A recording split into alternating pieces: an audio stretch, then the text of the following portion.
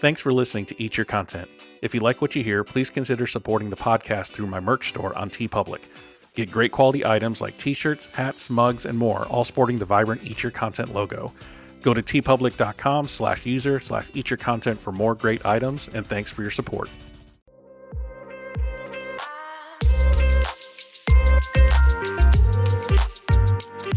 Welcome to the Eat Your Content podcast. I'm your host, Rich Herrera. Thank you for joining me on my little pod. You have a ton to choose from, but you chose mine, so I thank you for that. Just want to remind you to follow me on socials at Rich Herrera and at Eat Your Content on Instagram, X, or Twitter. I think we're all still calling it Twitter, right? Facebook, TikTok, on the web at bio.site at /Eat Your Content. And now I'm up on YouTube. So just starting in the YouTube space.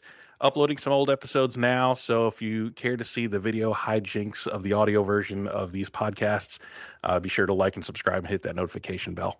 Some podcasting or some programming reminders on my podcast. I'm doing a series called The Search for Jacksonville's Food Identity, where I interview a bunch of very well-versed foodies and food historians and trying to figure out what it is about Jacksonville and our food identity and why we are kind of trying to find out what that is. So be sure to like, subscribe wherever you get your podcast to make sure you are up to date on all of those episodes. On today's show, I am continuing the series of The Search for Jacksonville's Food Identity. And my guest for today is a travel and lifestyle journalist. She's a Jacksonville writer for Eater Miami. She's also a freelance writer for Conde Nast Traveller, Insider, Forbes, probably a lot of other places I'm forgetting that you probably have seen her work on. Introducing Megan DuBois. Did I get that last name right? I'm sorry, DuBois? You did. And I love the intro saying, are we still calling it Twitter? Are we calling it X? I am still a Twitter person. When I'm sending an email, I'm like X, but we're also still calling it Twitter. So I think that's really fun. And I'm sure a lot of our listeners out there are still calling it Twitter too. I mean, is anybody actually calling it X? I don't know. Everybody I know is still calling it Twitter. It's still Twitter. Yep. You can change it any way you want. It's never going to be not Twitter. So. Nope, exactly. But journalist, you got to put the X and then in parentheses, formerly known as Twitter, and make sure we get that right. So, well, thank you for being on the pod. I appreciate your time and your knowledge, and we're going to talk about food and talk about travels, and I'm really looking forward to our conversation. So, thank you for taking the time to be with me. Well, thank you for having me. So, I want to talk about you and your background before we kind of get into it a little bit. You are a travel and lifestyle journalist, freelance writer, dream job for many, I'm sure. How does one kind of get into traveling and writing? Like, what was the bug that bit you to decide, you know what, I just want to do nothing but rack up frequent flyer miles for the rest of my life?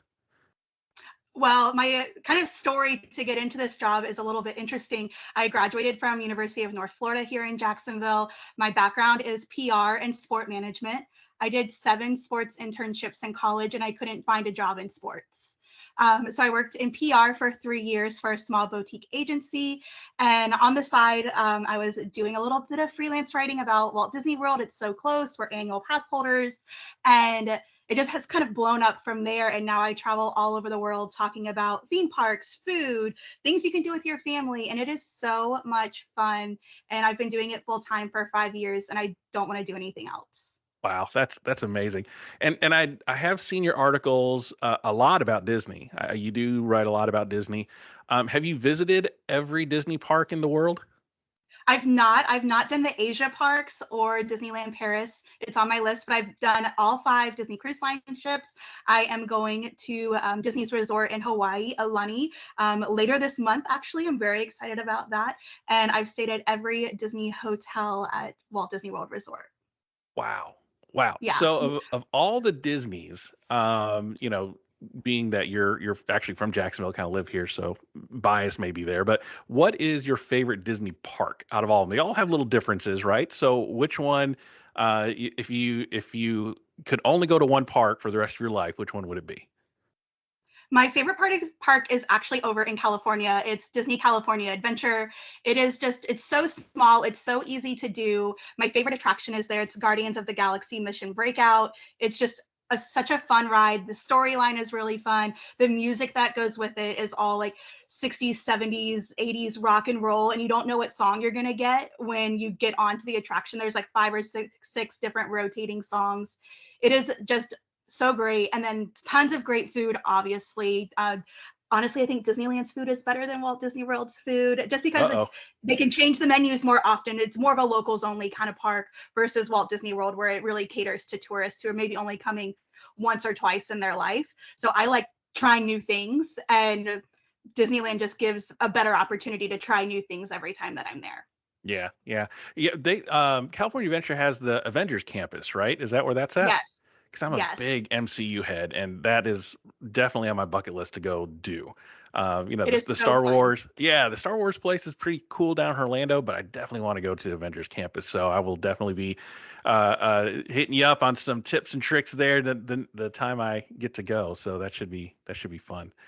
So you travel a ton. I was stalking your Twitter, and in 2023, you said you traveled a total of 138 days. You spent 17 days at some form of Disney park. You went on 8 cruises, 15 countries, and rode about 180 stories. That Yep. is a ton of traveling. But you call Jacksonville home, and not just Yep. Jacksonville home, but you are actually born and raised in Jacksonville. Is that correct? Yep. Wow, that's great. And in Jacksonville too, because we're such a transient city, it's hard to find people that are born and bred and raised in Jacksonville. So, for all the travel work that you're doing and writing, you call Jacksonville home. So I'm really glad to have you on to talk about the search for Jacksonville's food identity. And I do want to talk a little bit about food identity for a few minutes because you traveled a ton. You've been to a bunch of countries, a bunch of cities. What is it that makes a particular food iconic for that area? What are some of the distinguishing factors, qualifications, maybe that you see something like, the deep dish pizza is Chicago's kind of, thing, or the Chicago hot dog, or Jewish delis in New York, or they're just known for that. What are the qualifications for a particular type of cuisine or a dish to be iconically theirs?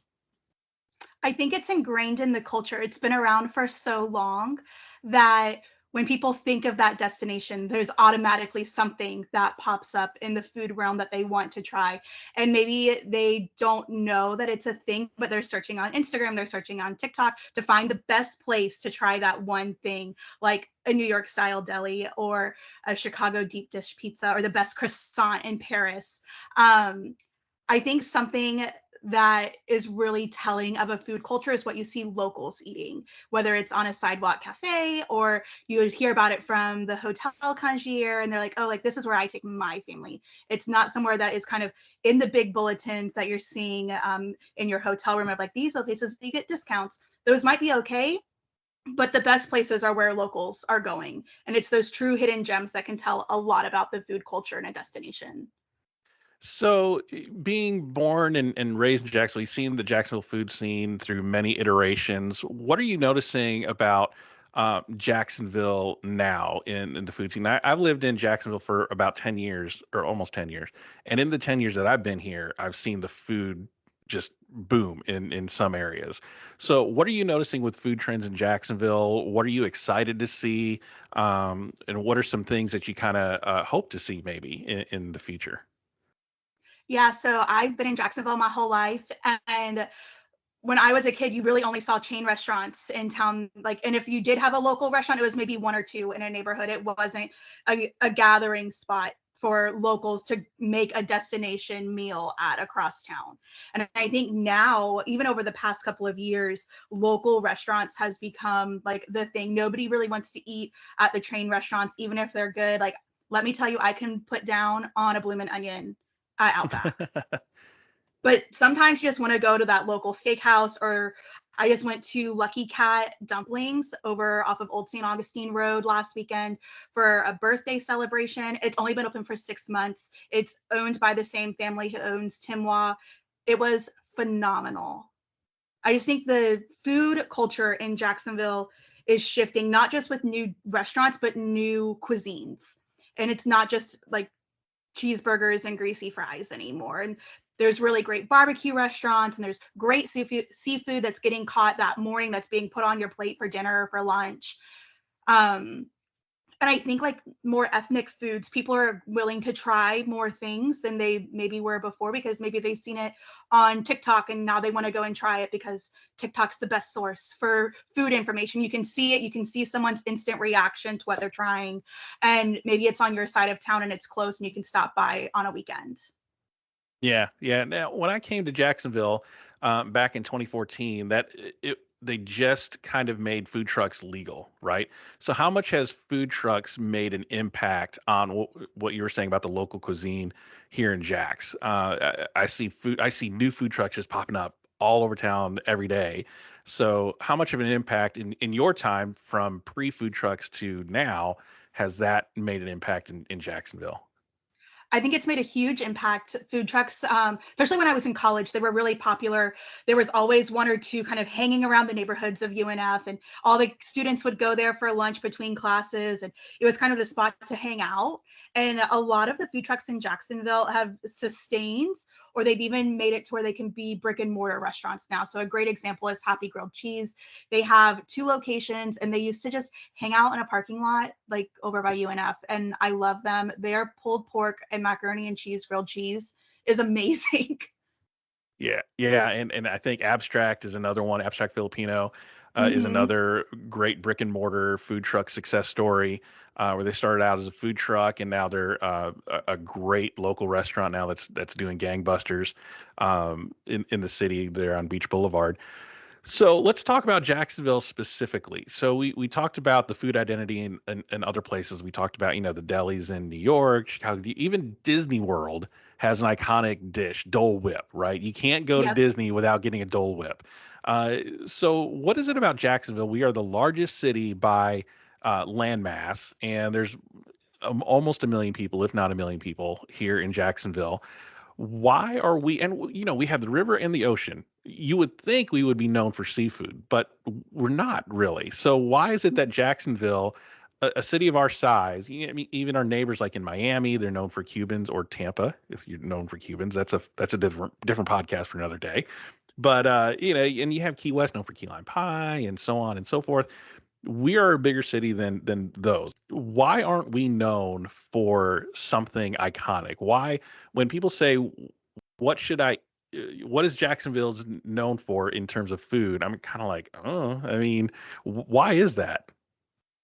I think part of it is people are always coming and going from the city. We're a big military city. So there's always new families coming in and families who've gotten new deployment papers moving out. So there's not any sort of um, consistent movement in people in the city, of people staying put and deciding this is what our city is going to be known for. I also think it's a big medical city. So you have people coming in to have a procedure done at Mayo Hospital or at MD Anderson downtown, and then they're going back home. And even though they might live here for a month or 2 months because they're in recovery from whatever situation they're in, they're just not able to produce the type of culture that a place like Miami would be able to, and say like everybody in Miami is loving Cuban food or they love X, Y, and Z because we've lived here our whole life.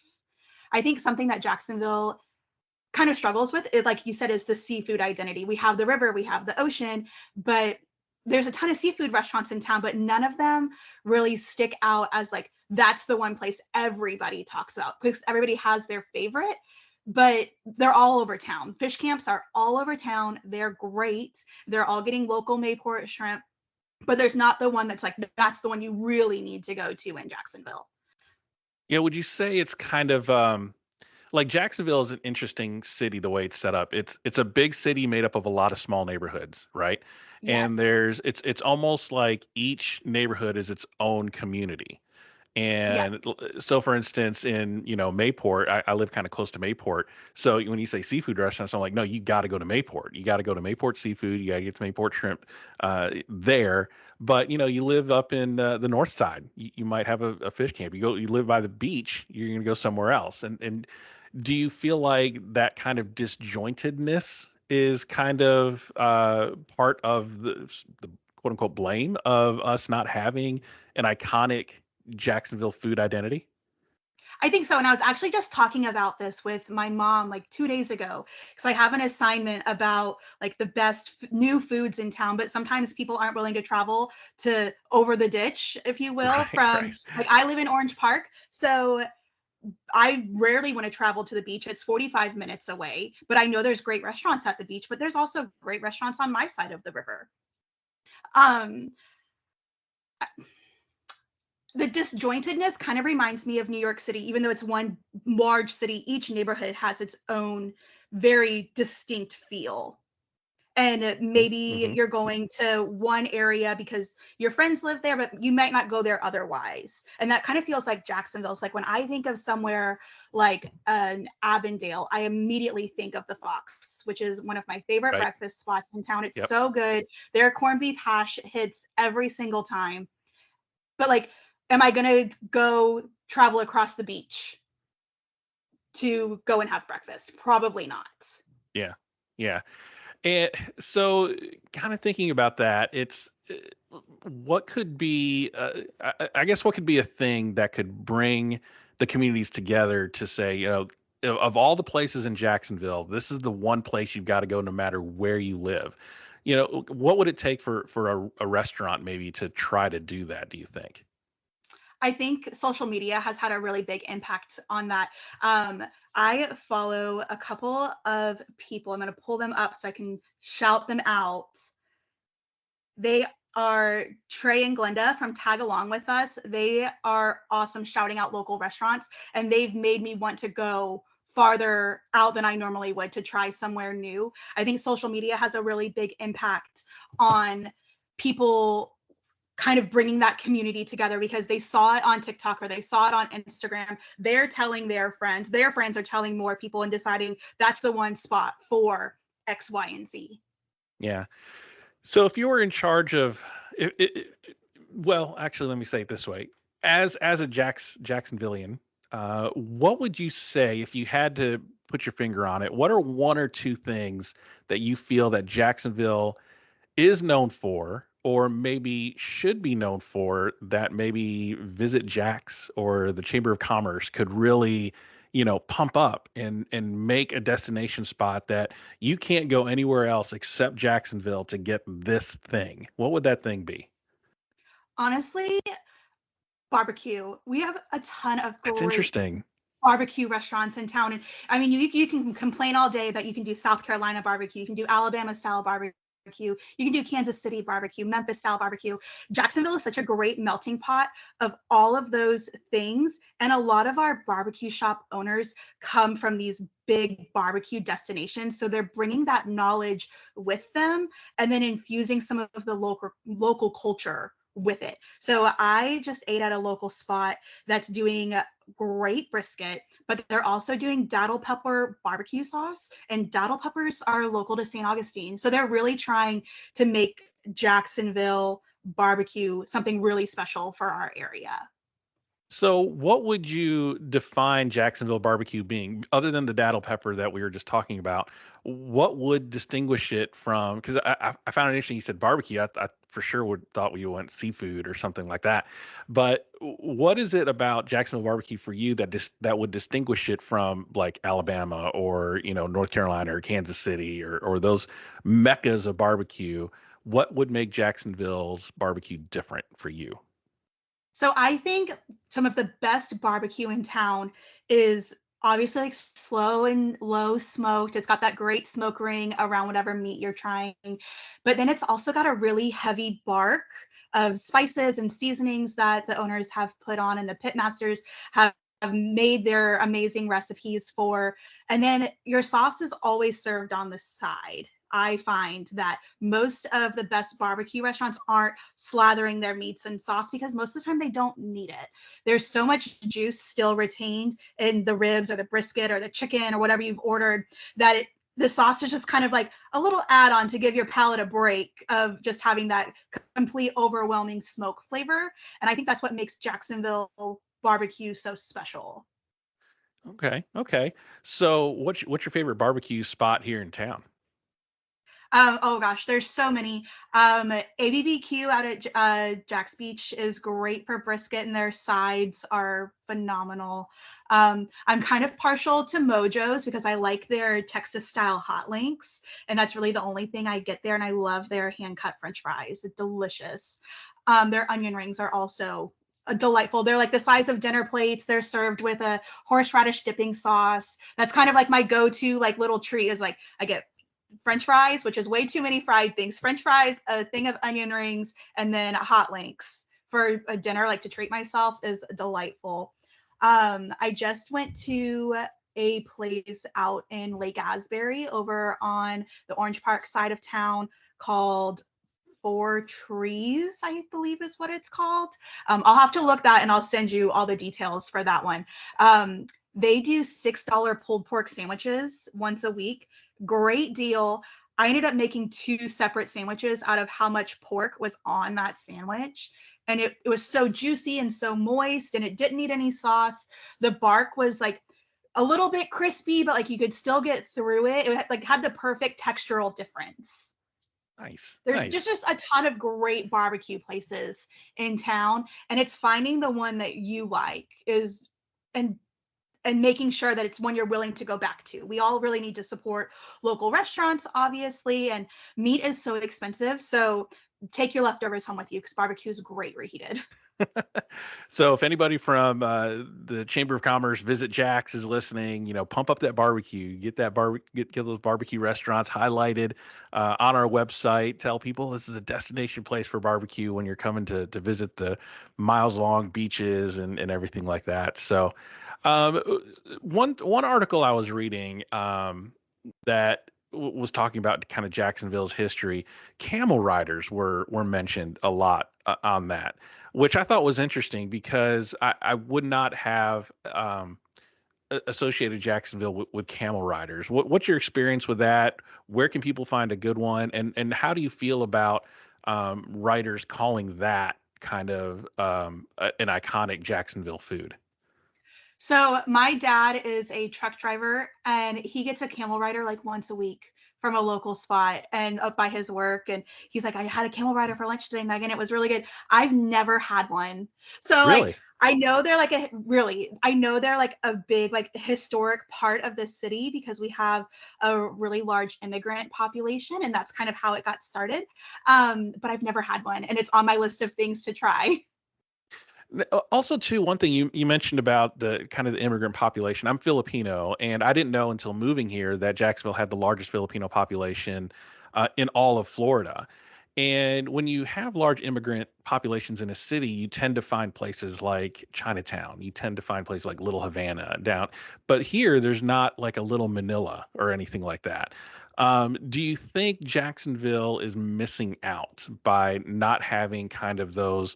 Um, Chinatown, Little Havana, Little Manila type of places that people could go to and say, "Oh, I want some really good Filipino food. I need to go here," or things like that. Do you think we're missing out? I do, and I think that's part of like Jacksonville's kind of culinary rebirth is hopefully those types of neighborhoods are coming. I think it's just challenging to pinpoint an area of town where those types of places could be and to thrive, and people would want to drive to knowing that's the best place in town to get X, Y, and Z type of food. Yeah, I do love that there's a lot of Filipino restaurants here in town, right? I do a little bit of cooking, but not that much. And to know that the food of my youth is right here in town is amazing. And we do have a lot of diverse and ethnic dining here in the city that no matter where you're from, you can find food where home is for you. And I think that's really excellent. So, Megan, I thank you so much for all of your time and your knowledge here. So, Jacksonville, we're still on the search for its food identity. For Megan DuBois, it's barbecue. For some others, it's something else. And I think that's overall what makes Jacksonville just great in general. Maybe our food identity is that we don't have an identity, is that you come here and that you can get whatever you want at a very high quality. Uh, Megan, any final thoughts on what you feel like Jacksonville's food identity could be, should be? I think it's growing. I think it's getting better and better every day. And I'm hoping that listeners go out and try that new restaurant that's been on their list for a while, because not only do our restaurants need guests who are hungry and happy to try something new, they need us so they can stay open. So all of us who know that that's the best spot to get whatever can keep going back to get their favorite dishes. Yeah, and promote those local places that you go to on social media. They need all the help they can get, and don't have maybe the marketing budget of a chain place. So definitely want to tag those places when you go out to eat. Megan, I just want to give you a few moments here before we wrap up. Where can people find you online? Where can people find you on social? What kind of projects are you working on that you want people to know about? Yeah, so I am kind of all over the place as a freelance writer. Most of my Jacksonville content can be found on Eater and at Weekend. It's a new Hearst publication where I'm writing about great things to do to fill your time on the weekend. I am on plenty of social media apps. You can find me on Instagram at Mingling with Megan, same for TikTok, and then on Twitter, X, whatever we're calling it, I am Megan D513. Awesome. Oh, I did want to mention I do very much appreciate your heat maps on Eater when we're talking about where to eat in Jacksonville and stuff. So I definitely appreciate those. If you are looking for places to eat and you're not sure where to go, definitely hit up the Eater Miami website and search for Jacksonville in their search bar, and you're going to find a bunch of heat maps that Megan here is responsible for putting together. So thank you for your service. We definitely appreciate that. Well, thank you. That's very sweet. Well, folks, follow me on socials at Rich Herrera and at Eat Your Content on most social media channels: Facebook, Instagram, Twitter, and also now on YouTube. So this will be going up on YouTube at some point in the future. Megan, thank you again for your time. I appreciate it, and thank you so much for all that you do for the local Jacksonville food community. And good luck on your travels. Thank you so much.